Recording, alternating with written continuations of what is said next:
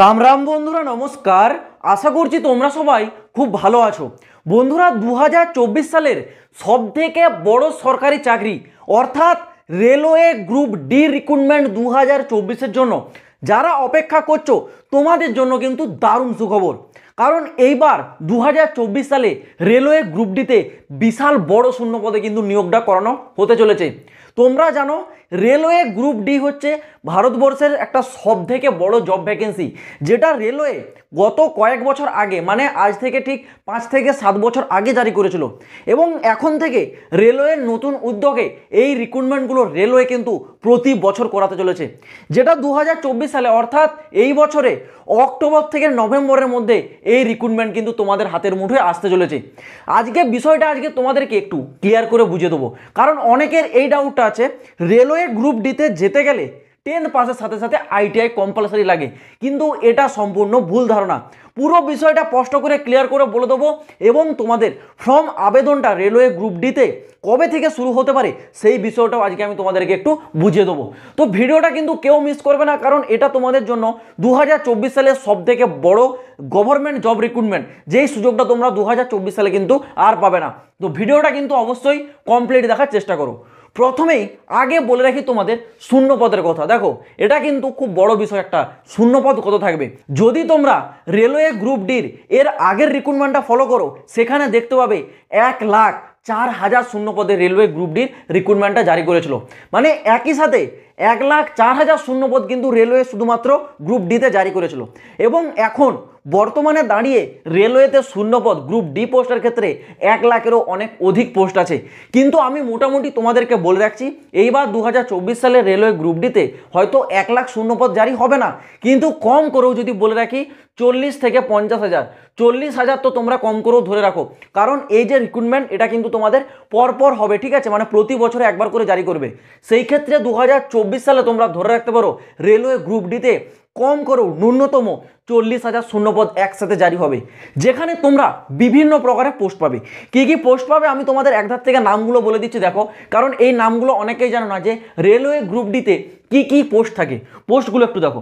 প্রথমে থাকে তোমাদের অ্যাসিস্ট্যান্ট পয়েন্টমেন্ট, এইটা একটা পোস্ট থাকে। তোমাদের হসপিটাল অ্যাটেন্ডেন্সের পোস্ট থাকে তোমাদের অ্যাসিস্ট্যান্ট পোর্টারের পোস্ট থাকে, তোমাদের হ্যামেল সুইপার এইসবের পোস্ট থাকে গেটম্যান, এটা তোমরা সবাই জানো, ঠিক আছে, যারা রেলওয়ে গেটে যারা থাকে, ঠিক আছে, যেখানে সব ট্রাফিক মাফিক থাকে, যেখানে রেল যাতায়াত করে সেই জায়গায় গেট যারা ফেলে সেই যে গেটম্যান, এটাও কিন্তু রেলওয়ে গ্রুপ ডির অন্তর্গতে থাকে। তোমাদের সিভিল ইঞ্জিনিয়ারিংয়ের পোস্ট থাকে, তোমাদের ইলেকট্রিশিয়ান থাকে, তোমাদের এখানে ক্যাটারিংয়ের পোস্ট।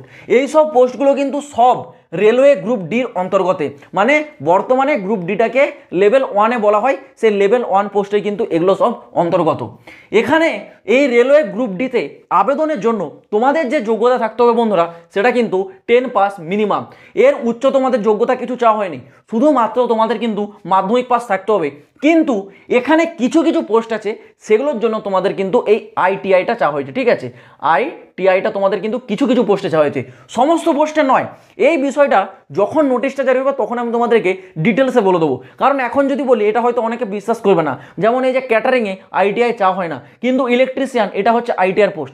এরকম করে কিছু কিছু পোস্ট আছে আইটিআই, আর কিছু পোস্ট আছে যেগুলো নন আইটিআই, ঠিক আছে। তো নন আইটিআই পোস্ট কি এগুলো তোমরা সবাই জানতে চাও, আশা করছি। যখন নোটিশটা জারি হবে আমি তোমাদেরকে নোটিশ দেখে বিস্তারিতভাবে আলোচনা করে দেবো। এখন শুধু জেনে রাখো, আইটিআই না থাকলেও যদি তোমাদের 10 পাস থেকে থাকে তাও আবেদন করতে পারবে। যদি আইটিআই থাকে তাহলে খুবই ভালো বিষয়, তাহলে তোমরা সব পোস্টে আবেদনটা করতে পারবে। ওকে, যেখানে তোমাদের বয়স সীমা কি চাওয়া হয়েছে, দেখো, বয়স সীমা 18 থেকে 36, এটা হচ্ছে জেনারেল আর ইডাব্লিউএসদের জন্য।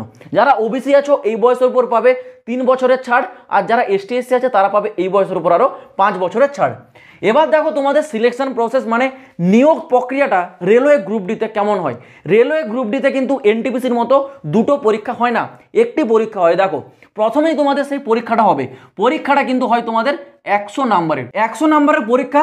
সেম তোমাদের সিলেবাস থাকে যেটা কম্পিটিটিভ এক্সামে থাকে, যেমন তোমাদের তোমাদের জিকে থাকে, এছাড়াও থাকে তোমাদের রিজনিং, থাকে তোমাদের ম্যাথ, এইরকমই তোমাদের কোশ্চেন থাকে, ঠিক আছে। তো টোটাল তোমাদের 4 রকমের টপিক থাকে, সেই 4 রকম টপিক থেকে টোটাল 100টা কোশ্চেন আসবে 100 নম্বরের। আর রেলওয়ের নেগেটিভ মার্কিং তোমরা সবাই জানো 1/3 যে নেগেটিভ মার্কিং সেটা কিন্তু লাগু থাকবে। তারপর হবে তোমাদের ফিজিক্যাল। ফিজিক্যাল মানে ভাই এটাকেও ভাবোনি যে তোমাদের সে আর্মির মতো ধুটা দৌড়া করতে হবে, এরকম কিছু নয়। একটা 30 কেজির বালির বস্তা দেবে, সেই বালির বস্তাটাকে 200 মিটার পর্যন্ত দৌড়ে নিয়ে যেতে হবে, এটাই হচ্ছে ফিজিক্যাল। মেল ফিমেল উভয়ের ক্ষেত্রে একই ফিজিক্যাল, এটাই ফিজিক্যাল, ঠিক আছে, কোনো হার্ড প্রসেস নয়। এই ফিজিক্যালটা হওয়ার পর হবে মেডিকেল, তারপর হবে ডকুমেন্টস ভেরিফিকেশন ডাইরেক্ট, তারপর তোমাদের একেবারে জয়েনিং হয়ে যাবে রেলওয়ে গ্রুপ ডিতে। ওকে, এইবার যদি বলে রাখি তোমাদের আবেদনটা কবে থেকে শুরু হচ্ছে, আবেদনটা শুরু হচ্ছে তোমাদের অক্টোবর 2024, মানে অক্টোবরের শেষ সপ্তাহের দিকে তোমাদের কিন্তু এই রেলওয়ে গ্রুপ ডি রিক্রুটমেন্টের নোটিফিকেশন জারি হতে পারে। আর এটা কিন্তু আমি আমার নিজের মন থেকে বলছি না, আমি এখানে স্ক্রিনশটটা লাগিয়ে দিচ্ছি, দেখো এটা কিন্তু রেলওয়ে 2024 সালের প্রথমে তার অফিসিয়াল ক্যালেন্ডারটা জারি করেছিল। নিচের দিকে দেখো লেভেল 1 দেখতে পাচ্ছ, অক্টোবর থেকে ডিসেম্বরে জারি হবে এই নোটিশ। লেভেল 1টাই কিন্তু গ্রুপ ডি, গ্রুপ ডি আগে নাম ছিল, বর্তমানে চেঞ্জ করে এটাকে কিন্তু লেভেল 1-এর পোস্ট করে দেওয়া হয়েছে। যতগুলো পোস্ট তোমরা স্ক্রিনে দেখতে পাচ্ছ এগুলো সবই কিন্তু এখন লেভেল 1 পোস্ট। ওকে, তো এখানে তোমরা দেখতে পাচ্ছ লেভেল 1 যেটা পোস্ট আছে এটা কিন্তু তোমাদের রেলওয়ের ক্যালেন্ডার অনুযায়ী অক্টোবর থেকে ডিসেম্বরের মধ্যে নোটিফিকেশনটা জারি হয়ে যাবে।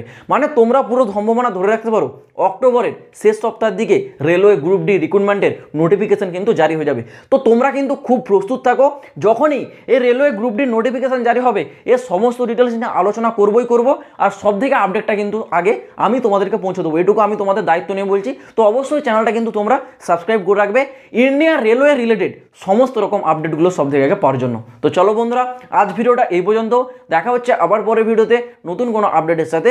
জয় হিন্দ, বন্দে মাতরম।